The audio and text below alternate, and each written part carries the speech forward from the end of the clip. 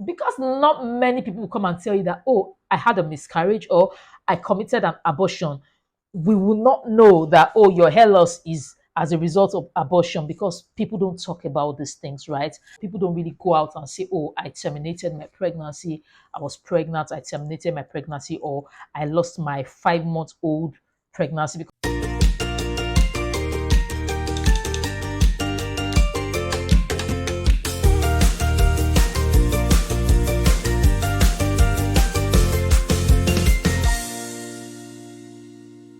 Hi, you're welcome to another episode of Ask The Trichologist. My name is Atilola and I am a certified trichologist at African Naturalistas Hair Clinic.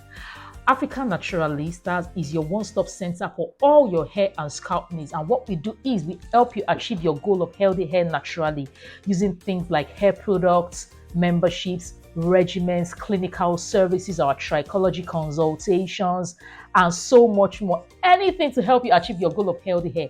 As long as it has to do with hair and scalp, we got you covered. And Ask the Trichologist is that program where we actually answer all your hair and scalp questions. Whether it's your hair, your scalp, high level, low level, we just answer these questions at a high level. So if you have any questions for us, you can always send a question. Send your questions to att@africannaturalistas.com or just ask in the comment section below. So all we need you to do is speak up, and then solution comes your way as long as you are willing to speak up. So today I'm going to be taking a question from Wendy. Wendy is from Michigan. Okay, how is Motown there? So Wendy is asking, hello Atilola, I work in the healthcare industry and I've noticed that a lot of people who carry out abortions, whether it's intentional abortion or they miscarry, they always have hair loss issues some weeks after, even some few days after. What exactly is the relationship between having an abortion, a miscarriage, and having hair loss, so that I can always tell people that I come across that this might happen to them? Okay, Wendy, all right. Some time ago, I talked about the relationship between birth control and hair loss. It's actually not the same thing, but if you want to watch that, you can also check the description box below, right? Where you can see the relationship between birth control, the kind of birth control you use, and hair loss. But today we are talking about the relationship between abortion, miscarriages, and hair loss, and they're actually the same in this. They are not the same, of course. Abortion and a miscarriage is not the same, but the thing that happens inside the body is the same, meaning the baby is lost and the body is reading it the same way. That's what I mean by they're the same. So I'm just going to be lumping them together: abortion, miscarriage, and hair loss. All right, so the truth is that when a woman gets pregnant, and well, because not many people will come and tell you that, oh, I had a miscarriage or I committed an abortion, we will not know that, oh, your hair loss is as a result of abortion, because people don't talk about these things, right? And I'm talking about not even only in the African countries, but all over the world. People don't really go out and say, oh, I terminated my pregnancy, I was pregnant, I terminated my pregnancy, or I lost my 5-month-old pregnancy, because they are dealing with their own kind of pain. So that's why people don't really know that there's actually a relationship with hair loss, right? So when a woman gets pregnant, she begins to have a lot of changes in her body, in her hormone levels, because the body is trying to prepare for the arrival of a new human.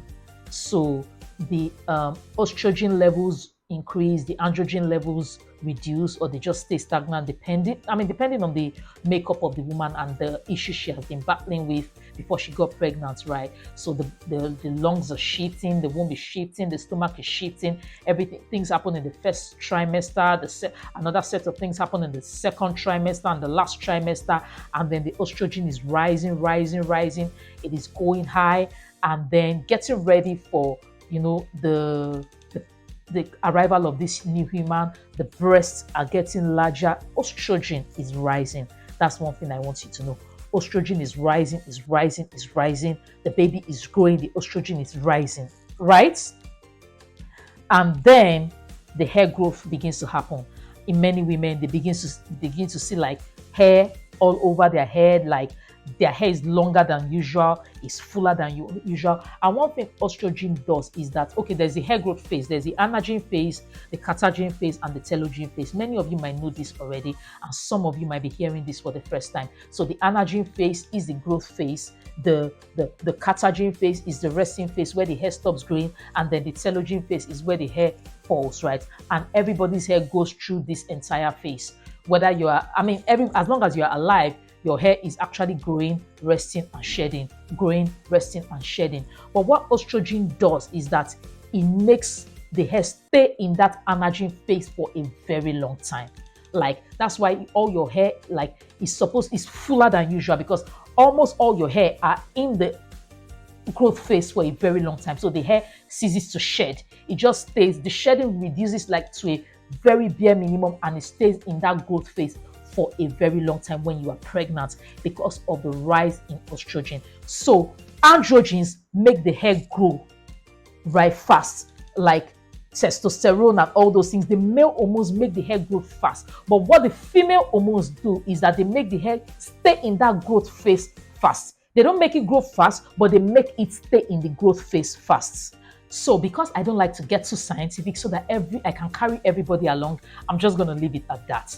That is the reason why your hair is staying in the hair growth phase fast. It's not making it grow fast, but it's making it stay in that growth phase fast. And that's why your hair is always very full when you're pregnant and all. But what happens? An abortion is a sudden termination of a pregnancy. Like, it's sudden. Like, yesterday the baby was growing, tomorrow not that the baby died and the baby is still there or the baby stopped growing. The baby is removed, like it's terminated. Or miscarriage, it is gone. Like, the baby is gone out. So all the hormones begin to, there's a sudden, it's an instant change, instant drop in your hormonal levels. The estrogen falls, crashes, right? There is no child there anymore. There is nothing for the estrogen to support, and then it drops instantly. And what happens is that the hair instantly enters the resting phase. And some people, from a few days or to a week later, it gets into the telogen phase and the hair begins to fall off. It begins to fall off. That's what's basically happening. It begins to fall off. It begins to fall off. It begins to fall off, and then you begin to lose hair. Till your body now gets back into balance, right? It gets back into the reading. Then some of the hair are now in the estrogen phase, some of the hair are in the catagen phase, and some of the hair are in the telogen phase. Then there's a cycle, there's a reading. But when the pregnancy is terminated, just like when you get pregnant, there is no reading. Everything is in the telogen phase. And when there's a sudden termination of the pregnancy, everything is in the catagen phase and then straight into the telogen phase. And then you lose a lot of hair. That's what happened. That's what happened. Your body, or what's her name? When these clients' bodies are going into the telogen phase all of a sudden. And that's what causes the hair loss. So it's a strictly hormonal thing, right? The baby is taken out, the estrogen is no more needed, it goes into the catagen phase and then into the telogen phase, and then the hair begins to fall. That's what happens. So there's not much about that, but I just thought to explain that because the question came in, right? And then somebody's wondering why this happened to her, but she's too ashamed to go and ask that because she doesn't want anybody to know that she had an abortion, or she's too ashamed to say she had the 7th miscarriage after looking for children for 7 years, and she doesn't want to talk about it. But that's exactly what happened. All right, I hope this has been able to help you out. You have learned something new today.